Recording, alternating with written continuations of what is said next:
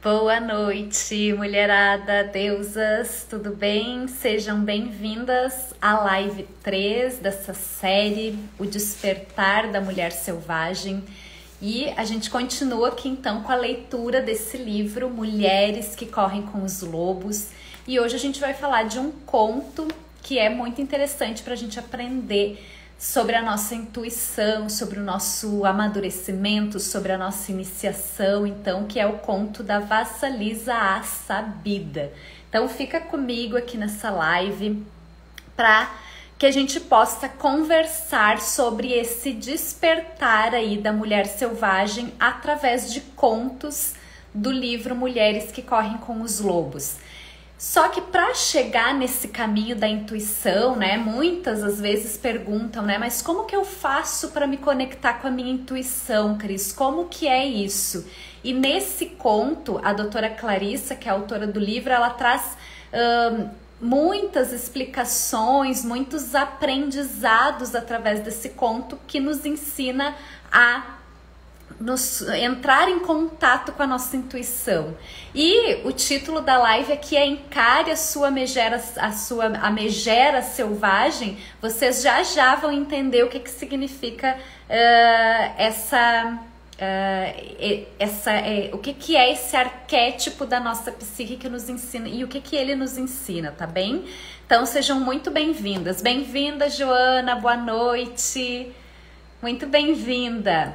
Bem-vinda, Joana, todos que vão chegar aqui e tu também que vai assistir depois a gravação. Seja muito bem-vinda, eu sempre honro muito a presença e o tempo de cada um, de cada uma que vai passando por aqui. E vamos lá, então, como é que é esse conto da Vassalisa Sabida? Não sei se vocês já leram esse conto. Joana, tu que tá aí, já leu esse conto, Joana? Da Mulheres que Correm com os Lobos, da Vassalisa. Me coloca aí se tu já leu, se tu já conhece. É um conto do livro do Mulheres que Correm com os Lobos. Ele é um dos mais conhecidos, assim, dos mais falados também nos círculos de mulheres, né? Justamente por abordar essa questão da intuição. Então, ele acaba sendo bastante falado, tá? E aí eu quero primeiro, antes da gente começar a explorar mais esse assunto, eu vou contar então, ó, a Joana tá dizendo que ainda não, então vai ter a oportunidade, Joana, também, né, e os demais que forem entrando aí, quem for assistir a gravação também, de escutar e até daqui a pouco ficar interessada em ler o conto, porque aqui eu não consigo, né, eu vou contar com as minhas palavras, mas o legal também, né, para quem sentir no coração aí é de ler o conto inteiro aqui, como a Clarissa coloca, né, ela conta várias histórias e dentre essas histórias, esses contos e mitos da Vassalisa, então é uma também das que eu mais gosto. Inclusive, logo que a primeira vez que eu tive contato com esse livro, foi o primeiro conto que a minha psicóloga na época me indicou, né? Eu tinha uma questão aí com a mãe boa demais, vocês já vão entender, então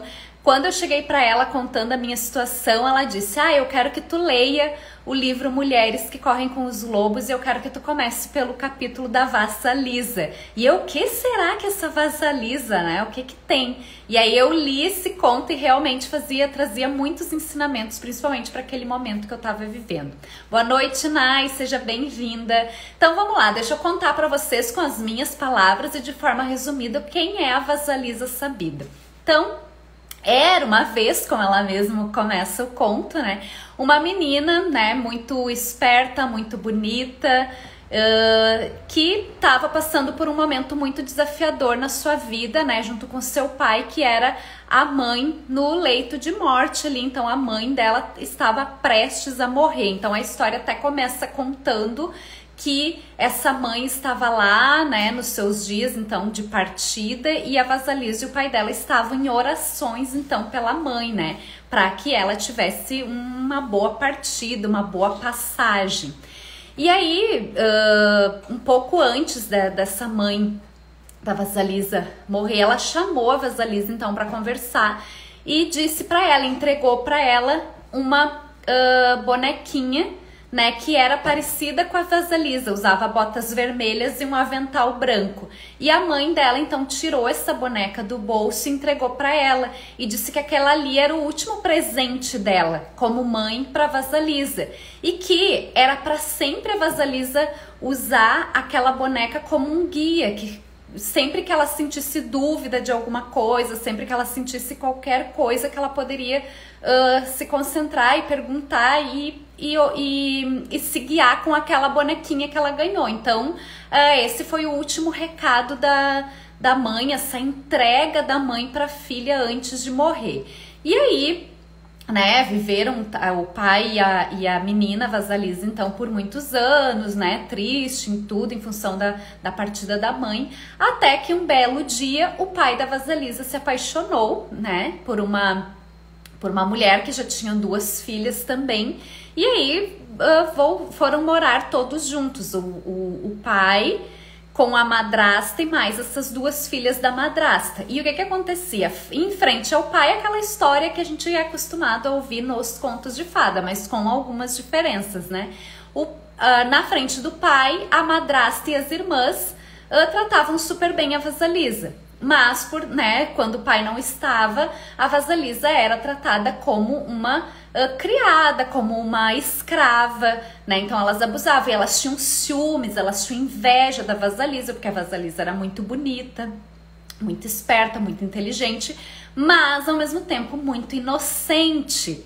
E aí comecem a guardar algumas partes dessa história, porque já já a gente vai falar de 2 coisas muito importantes que a gente vai aprender com esse conto. São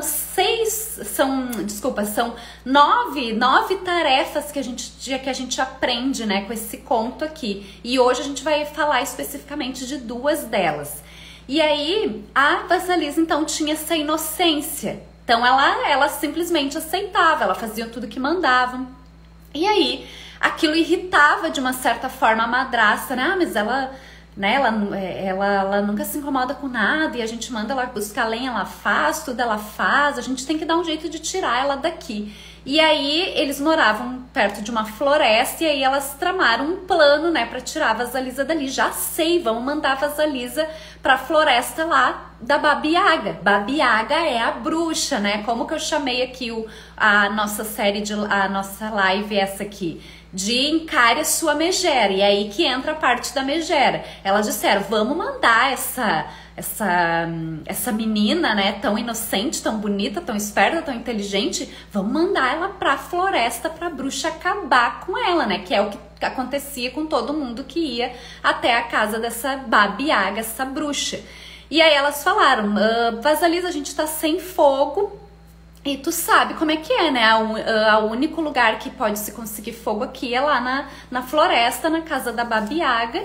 E eu não posso ir por causa da minha idade, isso a madrasta falando. As tuas irmãs não podem ir também, porque elas têm medo. Então a única pessoa aqui nessa casa, né, que tem condições de ir na floresta essa hora da noite, porque era noite, é tu. Então a tua missão é conseguir o fogo, porque senão a gente não vai ter como cozinhar, não vai ter como fazer nada aqui. E a Vasalisa na hora aceitou. Não, se é assim que a gente vai conseguir fogo, né? E foi. Então ela entrou, já era noite, e ela entrou na floresta, né? E foi, então, encarar a tal da Baba Yaga. E aí ela foi correndo, floresta dentro, era noite, e cada vez que ela sentia medo, que ela sentia dúvida por qual caminho, o que ela fazia? Ela colocava a mão no bolso e perguntava para a bonequinha dela que a mãe entregou para ela. Ah, é por aqui ou é por ali? Vou pela esquerda, vou pela direita? E a bonequinha se mexia dentro do bolso dela, falando que sim, que era para ela ir por ali ou por ali. E assim ela seguiu, né? Logo que ela chegou perto, né, da casa da Baba Yaga, ela ficou com medo, porque imagina, era tudo assim assustador, né? Tinha pedaços de corpos que a bruxa já tinha matado em outros tempos, estava pendurado, a casa da bruxa se movia, era em cima de pés de galinhas e girava, tinha um caldeirão enorme, e daqui a pouco chega a Baba Yaga, então, voando lá na sua vassoura, né, aquela bruxa, bem megera, como a gente pode imaginar quando a gente fala, né, e aí no conto ela descreve, né, então que a Baba Yaga tinha um queixo enorme, que fazia uma volta, tinha verrugas, aquele narigão, e em seguida a Baba Yaga já pergunta, né, o que tu tá fazendo aqui, o que tu quer aqui? E a Vasalisa simplesmente vai respondendo para ela: eu vim pegar fogo para minha família. Mas o que tu tá fazendo aqui? Por que tu veio aqui? Porque eu preciso. Então ela foi encarando a bruxa megera, né? E aí, só que não foi tão simples assim. A Baba Yaga não só entregou de bandeja para ela o tal do fogo. A Baba Yaga disse assim: ah, ok, tu me deu as respostas certas. Então essas primeiras respostas da Vasalisa foram muito importantes. Por quê? Porque ela encarou, né? Ela disse: olha, eu vim pegar fogo, senão minha família não vai sobreviver, não tem fogo e eu tô aqui por eles. E ela: eu conheço a tua família, mas tu não vai levar o fogo simplesmente, tu precisa fazer algumas tarefas para mim. E a Baba Yaga começou a encher a Vasalisa de tarefas, tinha que lavar, tinha que cozinhar, né? E aí ela foi... Quem que foi fazendo as tarefas com ela? A bonequinha. Então a Baba Yaga saiu e disse: ó, tu vai fazer isso, isso e isso. Agora, se tu não fizer todas as tarefas no tempo que eu disser, quando eu voltar, tu já sabe o que vai acontecer. Ou seja, quando ela voltasse e as tarefas não tivessem feitas, ela ia acabar com a Vasalisa, assim como ela já tinha feito com tantas outras pessoas, né? E por isso que ela é tão famosa, por ser essa bruxa megera que morava no meio da floresta.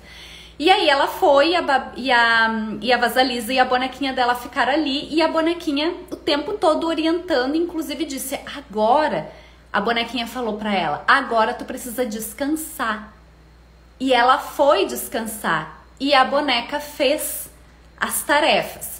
Prestem atenção, porque todas essas questões que fazem, que são a história, que é o conto, elas ensinam coisas sobre a nossa psique, sobre como a gente funciona. Então a bonequinha falou: vai descansar, é hora de descansar, deixa que eu cuido. E aí quando ela acordou, tava tudo feito, a bonequinha tinha feito todo o trabalho. A Baba Yaga voltou e já se irritou. Como assim que essa menina, né, essa idiota aí dessa menina, né, com aquele jeito brabo dela, disse fez tudo. Nunca antes, né, as pessoas não costumam fazer tudo que eu peço, mas eu vou dar mais tarefa para ela. Pediu para separar sementes de papoula do estrume. E a Vasalisa olhou para aquilo e ficou assim: meu Deus, como é que eu vou fazer isso? Como é que eu vou separar as sementes? Também outros tipos de semente que ela tinha tudo misturado, ela queria que separasse tudo. E ela deu um tempo bem curto para a Vasalisa fazer isso. O que aconteceu? Ela saiu enquanto a Baba Yaga saiu e até ela voltar, a Vasalisa, a bonequinha da Vasalisa foi lá e separou tudo.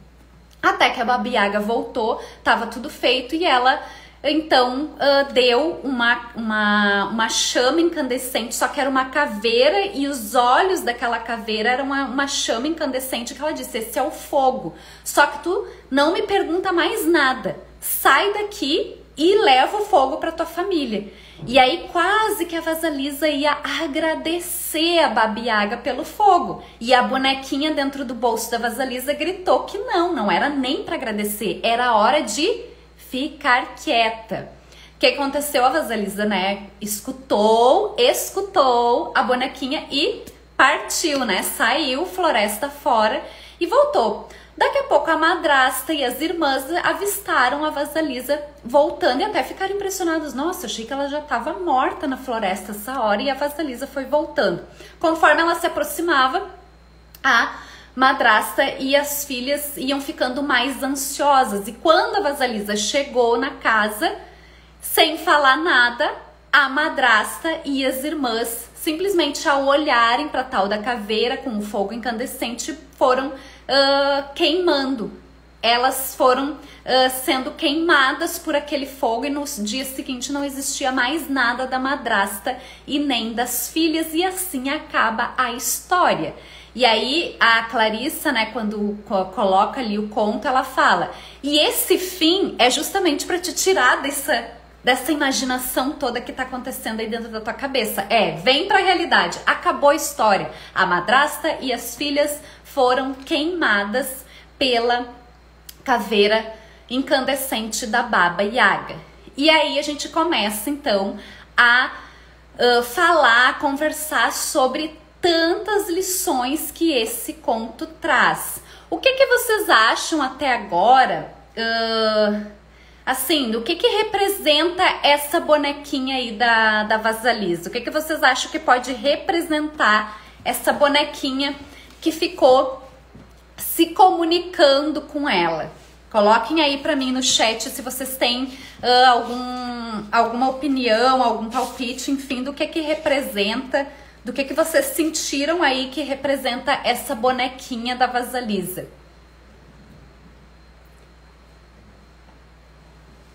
E já, isso, a Gisele tá falando, a intuição, a Nai também falou, intuição, isso mesmo.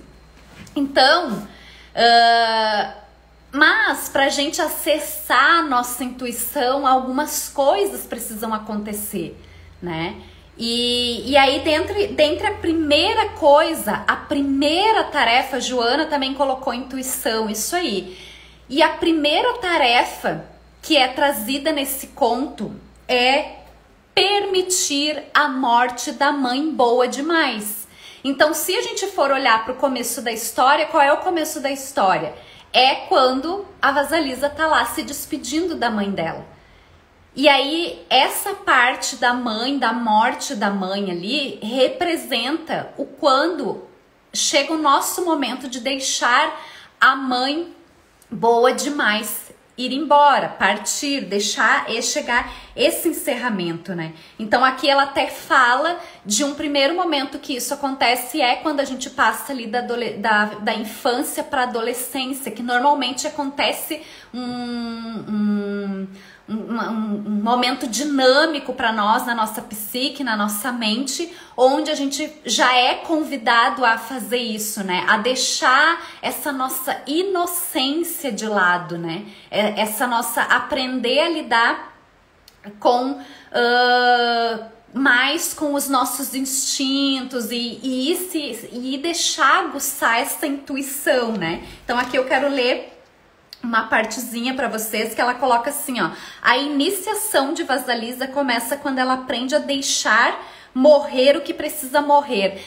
Tá tudo conectado. Lembra que na live passada, quem assistiu, a gente falou, né, na live lá sobre a questão da dor e do sofrimento, né, que a gente precisa deixar ir o que tem que ir, que a gente precisa deixar morrer o que tem que morrer. Então, assim, a simbologia aqui com a morte da mãe da Vasalisa é isso, é que por mais que a gente não queira que morra, tem algo que precisa morrer. E esse é o processo iniciativo, né? Então, isso significa deixar morrer os valores e atitudes de dentro da psique que não se sustentam mais.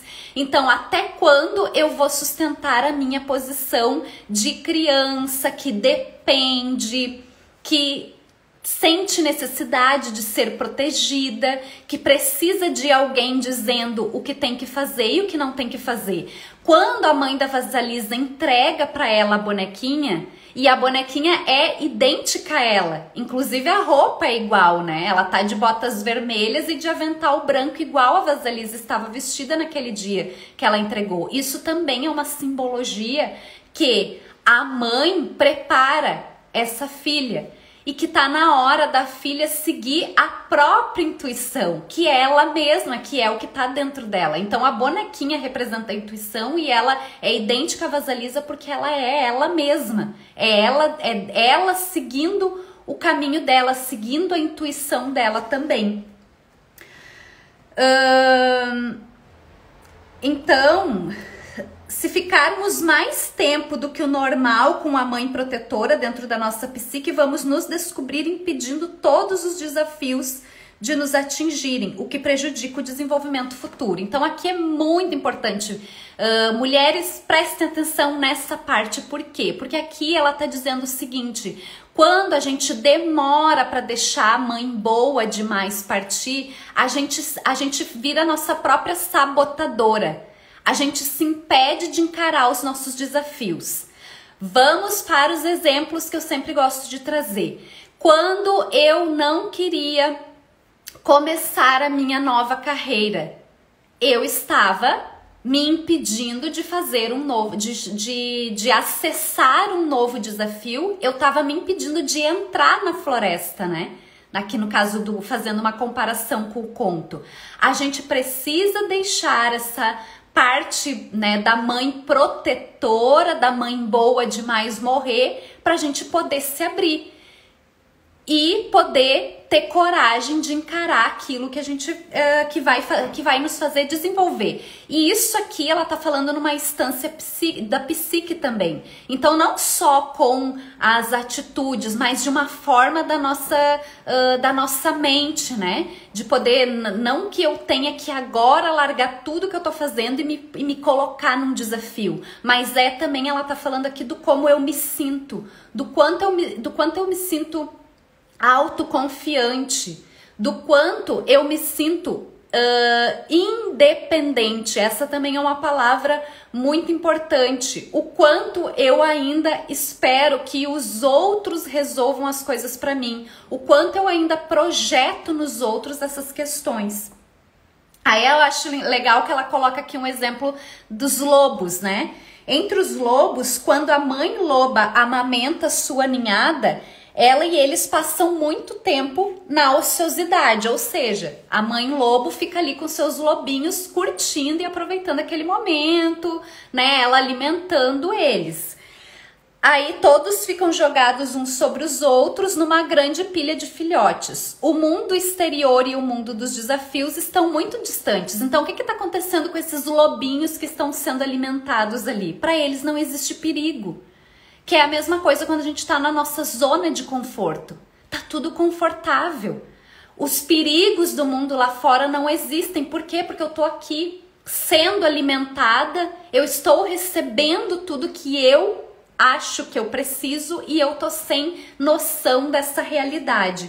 No entanto, quando a mãe loba afinal ensina os filhotes a caçar e a procurar alimento, elas lhe mostra os dentes a maior parte do tempo. Ela os morde exigindo que eles não desistam. Ela os empurra se eles não se dispõem a fazer o que ela quer. Então o que a mãe loba está ensinando ali? Não é sua zona de conforto. Não dá para vocês ficarem só o tempo todo aí de boa. Vocês têm que aprender a lidar com as questões lá fora. E essa primeira tarefa que o conto nos ensina é justamente isso. Enquanto eu me colocar somente, me permitir somente a zona de conforto e tiver medo de deixar morrer o que precisa morrer, eu vou continuar naquele mesmo lugar ou ainda pior. Eu posso sofrer um ataque, né? Aqui, se a gente for comparar ao exemplo dos lobos, eles podem ser atacados, eles podem se tornar presas fáceis, né? Então, aqui a natureza tá sempre ensinando sobre isso também, né? E aí a gente pode trazer também o exemplo que a gente escuta tanto falar hoje do tal do feminino ferido, né? O que é esse feminino ferido, aproveitando esse assunto aqui? Também é sobre isso, é sobre quando tu aí sente aquele impulso, aquela vontade, né, de fazer algo diferente, de sair da tua zona de conforto e tu não consegue, porque vem essas vozes, né, dessa psique que ainda tá lá presa a uma mãe protetora, a uma mãe boa demais, e essas vozes viram vozes sabotadoras, né? Não, lá fora tudo é perigoso, pra que ir lá fora? Tá tão protegida aqui, tá tão bom aqui. Aqui é tão mais confortável. Só que esse tipo de postura, esse tipo de atitude não te leva para a vida, não te leva a novas situações, não te leva a novas descobertas. Então esse é o convite aqui da primeira tarefa. Permitir a morte da mãe boa demais, que entra a questão da ingenuidade, de tudo mais, né? Então ela fala aqui no final dessa primeira tarefa: portanto, o primeiro passo consiste em afrouxar nossa dependência do refulgente arquétipo da mãe boa demais e sempre gentil. Então essa palavra que me chamou muito a atenção desde a primeira vez que eu li esse conto, né? Porque que na época, né, que a psicóloga pediu para eu ler esse conto e ela queria, depois na consulta, ela queria discutir comigo o que eu tinha entendido, o que de mim tinha nessa história. E eu entendi já naquela época, lá em 2012, 2013, que foi que aconteceu isso, dessa parte, né, da boazinha, da gentil. Não, mas eu tenho que ser educada e gentil, só que às vezes a gente confunde educada, gentil, delicada, né? Que é quando a gente ainda tá numa fase imatura do nosso feminino. Então, uma mulher pode passar, sim, ela vai passar por esse estágio de um yin, né? De uma energia yin feminina imatura, que é quando a gente confunde as coisas. Ser gentil não tem a ver com ser inocente, boba demais, bobinha, sabe? Bobinha, que diz sim pra tudo, que aceita tudo, que não discute, que não questiona. Então, por isso que a gente chama isso de um processo de iniciação. E a gente passa por diversos processos de iniciação ao longo da nossa vida, porque a gente tá, né, gosto de falar sempre aqui, a nossa evolução é em espiral, né? Então lá, ó, eu tô lembrando de uma história minha para compartilhar com vocês lá de 2013, quando foi a primeira vez que eu me dei conta dessa questão do nossa, para ser gentil eu não preciso dizer sim para tudo. Eu não preciso aceitar tudo que todo mundo tá me dizendo, tá me pedindo, tá me falando, né? E aí ela coloca aqui, ó. Largamos a teta e estamos aprendendo a caçar. Então, quando a gente é iniciada nesse processo de deixar, de permitir que a mãe boa demais morra, a gente começa a iniciar esse processo de aprender a caçar, de aprender a se defender também, como como ela coloca com os lobinhos ali, né?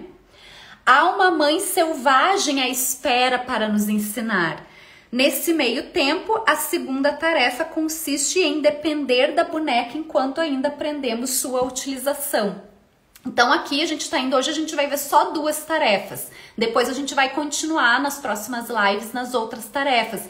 Então vejam que ela diz: primeiro, aprenda a deixar essa mãe boa demais morrer, aprenda a largar a teta e a começar a caçar, aprenda a começar a utilizar a sua mulher selvagem, os seus instintos, para daí então ir para a segunda tarefa, que é usar a boneca. Enquanto a gente ainda não está acostumada a utilizar de outra forma, né? Então a gente precisa da boneca.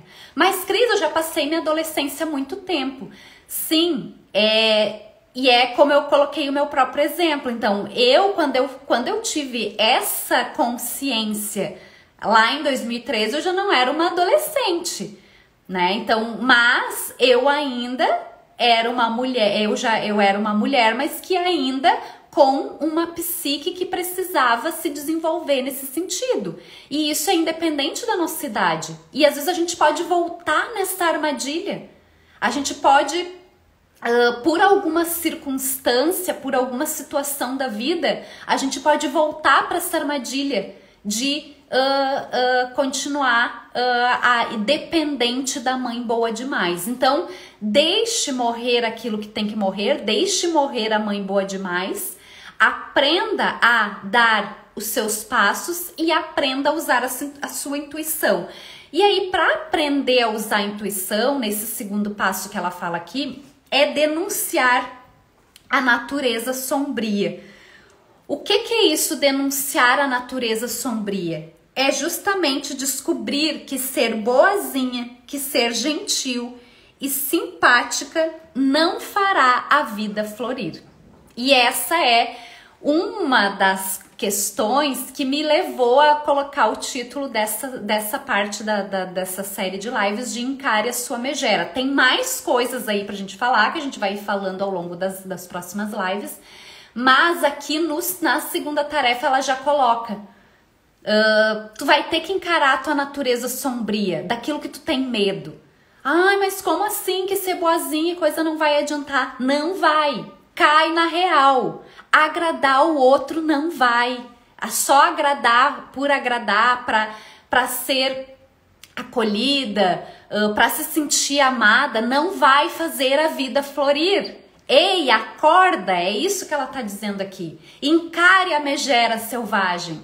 Encara essa natureza sombria. O que significa essa natureza sombria? É aquilo que eu falo lá da lua escura, né? Ah, mas por que não é só lua iluminada, só sol, só tudo mil maravilhas, só flores? Por que tem que ter os espinhos, tem que ter a noite, a flor tem que cair, a folha tem que cair, tem que ter morte? Por quê? Porque esse é o ciclo da vida. Então, enquanto tu ainda está presa nessa parte da psique que nega a natureza sombria, que nega a morte, que é o fim, mas o fim ele existe para um novo recomeço.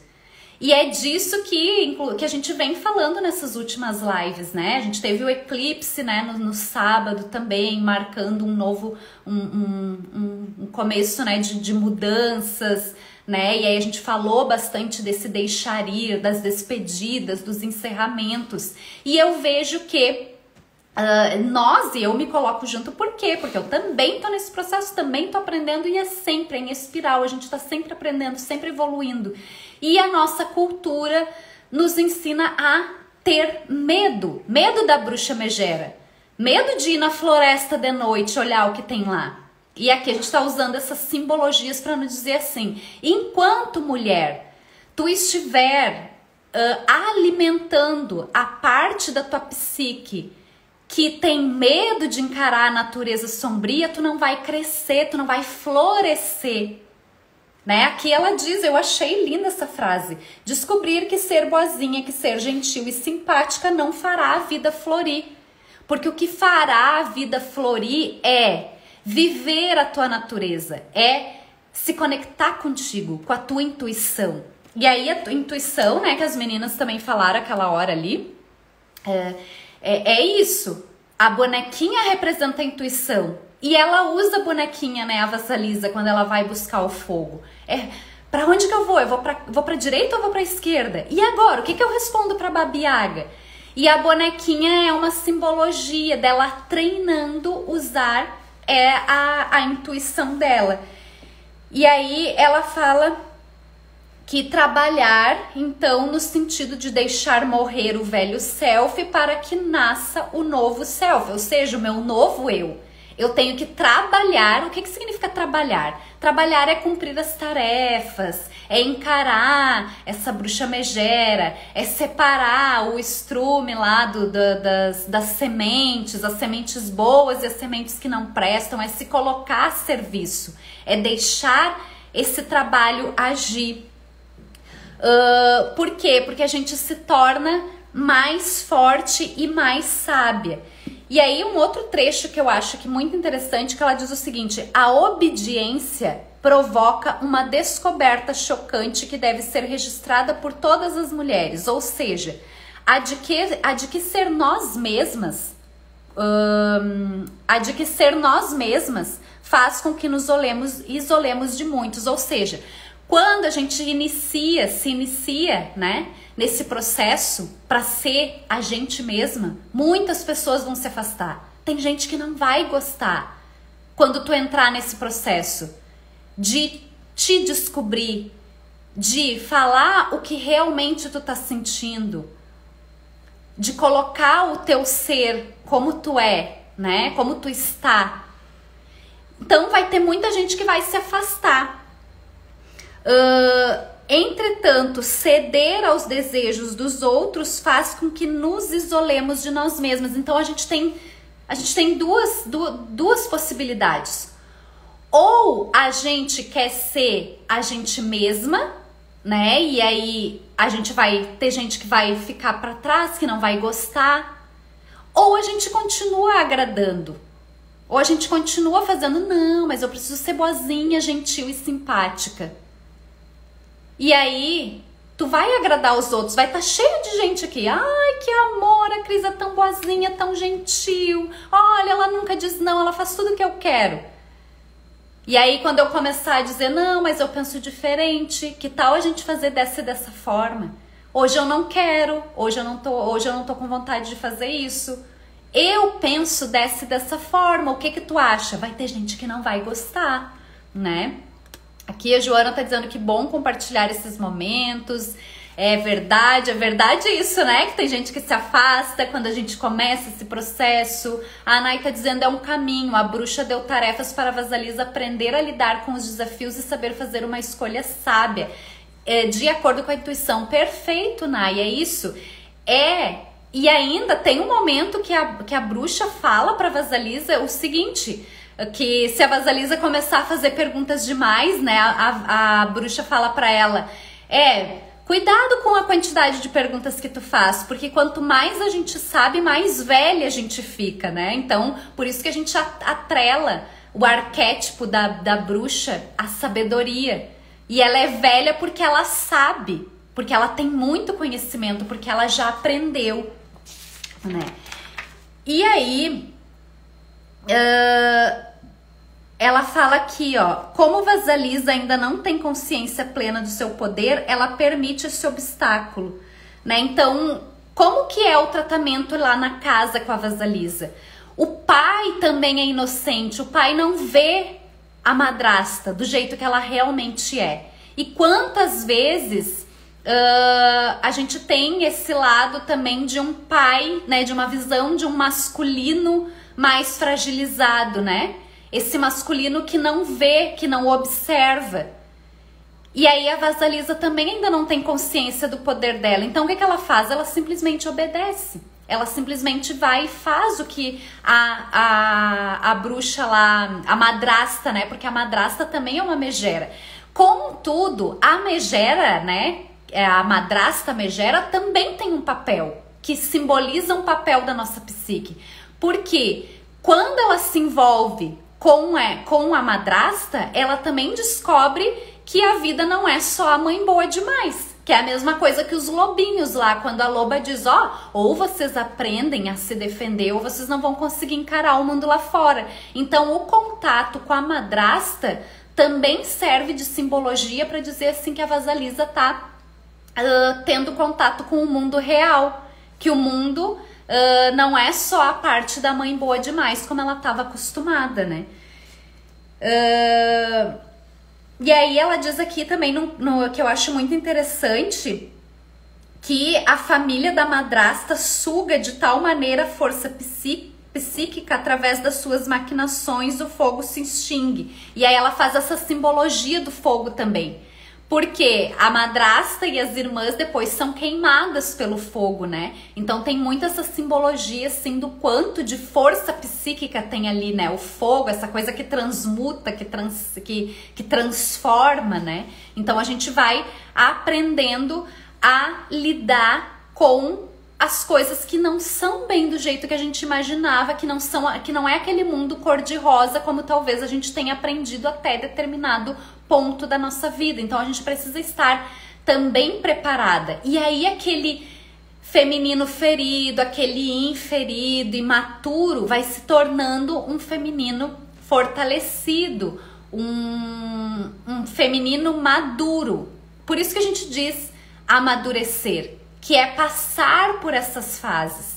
Só que a gente tem que estar atenta, porque às vezes a gente não aprende lá na adolescência ou lá na primeira fase ali né, logo que a gente sai ali da adolescência. A gente vai aprender um pouquinho mais tarde. E aí depois a gente vai tendo outros processos também que servem para essa iniciação. E aí ela diz aqui então que a luz se extingue é uma forma dolorosa de vida latente. Isso ajuda a Vasalisa a despertar de sua submissão. Ela é levada a abandonar um velho estilo de vida e entrar com passos trêmulos numa nova vida, baseada em conhecimento interiores mais antigos e mais sábios. Então ela passou por um grande acontecimento na vida dela, que levou ela a sair de um estágio,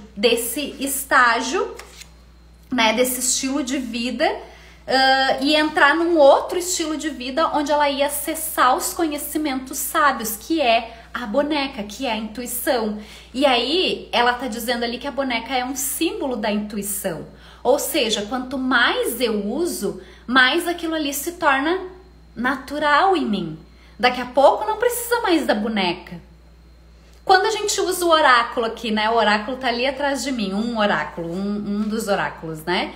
Quando a gente usa o oráculo, a gente tá fazendo também isso, a gente tá se conectando com a nossa intuição, a gente tá, através de uma imagem, a gente tá se escutando, a gente tá se percebendo. A imagem que mais me chama atenção é essa, a imagem que mais me tocou é essa. Porque a gente usa um intermediário entre nós e a nossa intuição, a gente usa uma imagem ali, a intuição se manifesta ali. Quanto mais a gente treinar, quanto mais a gente acessar, mais a gente vai ver que aquilo ali já tá dentro da gente. Por que que lá, quando tem a quarta do oráculo, que vocês tiram as cartinhas, vocês me dão um retorno depois dizendo, né? Meu Deus, essa carta falou comigo, parece que era pra mim. Por quê? Porque é tu conectada com o que já tá aí dentro, com a tua sabedoria. A intuição, a manifestação da intuição, ela é a tua sabedoria. E aí, só que pra gente acessar a nossa sabedoria, a gente precisa desses... são níveis que a gente vai acessando. E a camada da cebola, como eu gosto de falar, né? Que nem lá uma das minhas mentoras, a Michelle, fala, né? É como se fosse uma cebola em camadas. E a gente vai tirando camadas. Então, tu tira uma camada, depois tu tira outra camada e assim vai indo. E quanto mais tu vai acessando essa intuição, mais conectada contigo tu vai ficando. E aí tu vai sentir aquela coisa na hora. Ah, isso aqui não é pra mim. Ah, essa relação não tá boa pra mim. Isso aqui tá sendo tóxico. Ah, esse ambiente não tá legal, não tô me sentindo bem aqui, não é pra mim. Ah, é hora de eu fazer isso. E a nossa intuição, a gente acessa ela na hora, ela nos diz as coisas na hora. Isso não tá bom, isso não tá legal pra mim. Olha, isso aqui é pra mim, tô sentindo aqui dentro, isso é pra mim. Então... esse despertar da mulher selvagem, essa série de lives que eu tô fazendo é pra gente falar cada vez mais sobre isso, pra gente refletir sobre: eu estou no meu feminino ainda imaturo ou eu já estou caminhando pro meu feminino mais maduro? Cada vez eu percebo que eu tô amadurecendo, eu tô conseguindo entrar em contato com esse feminino, com essa energia feminina mais madura. Já não aquela menina boazinha demais, querendo agradar todo mundo, simpática e gentil, achando que a vida vai florescer dessa forma, porque daí eu vou agradar todo mundo. Mas aquela mulher que entende a realidade, que nem sempre vai ser possível concordar com todo mundo, que nem sempre vai ser possível agradar a todos, que nem sempre... vai ser só mar de rosa, que a situação vai estar sempre ali confortável e gostosinha, né? Que nem dizem. Às vezes vai ter situações mais desafiadoras. Em outros momentos eu vou precisar me posicionar de uma forma mais forte, né? Então, esse é o aprendizado, a evolução, o despertar da mulher selvagem. Então, como eu disse lá na primeira live, quem tem medo quando escuta a mulher selvagem, começa a refletir. O selvagem, nessa forma que a gente está trazendo, na forma que a doutora Clarissa aborda aqui no Mulheres que Correm com os Lobos, é nesse sentido, é tu te conectar com a tua intuição, com o teu instinto, com essa mulher que reconhece o próprio poder. Ali no conto da Vasalisa, ela diz, a Vasalisa, ali no começo da história, ela não reconhece o poder dela. E o que acontece quando ela não reconhece o poder dela? Ela fica submissa aos outros. Tudo que os outros pedem, ela faz. Ela não é capaz de questionar. E agora eu me lembrei de novo de mais um exemplo meu. Eu já tive uma situação na minha carreira onde foi me colocada uma situação e eu não questionei nada, eu simplesmente aceitei. Não, pode deixar que eu vou cumprir essa meta desse jeito que tá falando. Tu tem 9 meses pra fazer isso, desse jeito. Que a menina boa demais lá dentro de mim falou? Claro, assim vai ficar todo mundo feliz e contente comigo. E eu vou cumprir a meta e eu vou ser reconhecida por isso e todo mundo vai ficar bem. E aí o que aconteceu? Eu não cumpri a meta. Por quê? Porque eu não avaliei a meta. Porque eu não questionei a meta. Porque eu nem sequer avaliei se aquilo ali era factível ou não para as minhas condições dentro daquele momento, dentro daquela situação que estava posta. Eu só queria saber de agradar o outro e de ser reconhecida, de ser acolhida. Então, esse nosso feminino imaturo é que precisa amadurecer para florescer. Então, enquanto tu não reconhecer a natureza, né, a natureza sombria, que é a madrasta, encarar a madrasta, encarar a babiaga. Ou seja, tá bom, então é tua babiaga, essa velha aí com esse queixo, com essas verrugas todas, ok, eu sou eu. E eu vim aqui buscar tal coisa, eu vim buscar fogo. Que foi o que a Vasalisa disse. Eu vim buscar fogo para minha família. Ah, mas por que tu tá questionando essa meta? Porque eu preciso entender se está ok pra mim dentro das minhas condições. Eu vou avaliar primeiro. Não ali, tá, tudo bem, eu faço, pode deixar que eu faço, até em menos tempo. Então, gente, esse é o convite, tá? Não sei se vocês têm alguma dúvida, se fez sentido aí, se tá fazendo sentido. Podem colocar aí no chat, fiquem à vontade.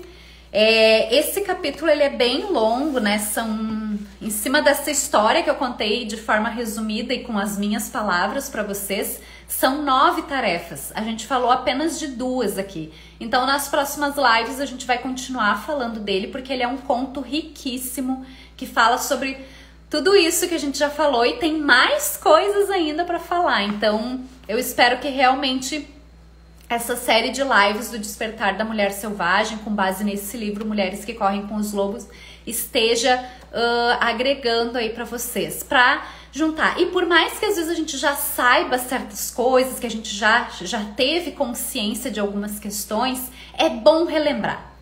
É sempre bom relembrar, né, para poder pensar assim, ah, mas a minha mãe boa demais que tá agindo nessa situação, né? Não é a minha mulher madura, minha mulher selvagem, daí cada uma dá o nome que entender melhor, né? É a minha criança boazinha, minha mãe boa demais, tá bem? Que tá agindo. E aí sempre é tempo de retomar e poder agir de uma nova forma, de uma forma mais madura, sabendo que é real, que existe a bruxa, que existe a madrasta megera. E que se tu não souber se posicionar perante elas, elas tomam conta mesmo, elas fazem o que querem e ainda matam no final, como é o conto ali da bruxa, né, da Baba Yaga, que ela é conhecida como a bruxa que mata as pessoas que vão lá na caverna, não, na casa dela, né, agora me fugiu o nome, na casa lá dela, né, que há uma casa em cima das patas de galinha e uma casa que gira e que anda e que fala e que tem mãos e partes de corpos de pessoas que já foram mortas. Então, não é para olhar com isso assim como, meu Deus, eu não quero. Não é. Tá, mas o que tem aí dentro? O que tem aí para eu aprender, né? E encarar. Tá bom? Então é isso. Gratidão. Gratidão mais uma vez pelo tempo de vocês. Eu sempre digo, sempre vou dizer, né? O tempo é um bem preciosíssimo. Então eu fico muito, muito grata, muito honrada por vocês estarem aqui compartilhando, né? E trocando, né? Comigo também. Então eu honro muito cada uma de vocês. Gratidão e honra também as que forem assistir depois da gravação. Fico muito honrada e muito grata, tá? Vou deixar essa live aqui gravada também, caso vocês queiram depois também compartilhar com alguma amiga, com alguém, enfim, que vocês acham que possa se interessar também pelo tema. E toda terça vai ter live por aqui falando sobre esse tema, tá bom? Então, gratidão enorme, um beijão pra vocês, fiquem bem, uma ótima noite, se cuidem e até a próxima live. A Lia tá aí também. Lia! Tchau, tchau, meninas. Tchau, Nai. Tchau, Lia, Joana. Beijo. Até a próxima. Muito obrigada. A Gi, que entrou aí também. Gratidão. Tchau, tchau, gente.